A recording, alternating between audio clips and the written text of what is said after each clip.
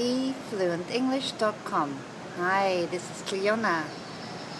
I have the privilege of walking around the old city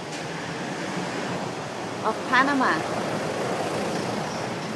And this is a UNESCO World Heritage Site. And the word for today is restoration. Restoration. These houses from the 16th century are being restored. Restored to their original condition where possible.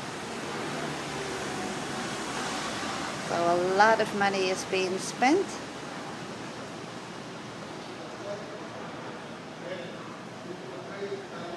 Further up, you can see some that have already been restored, and this one eventually will also be restored.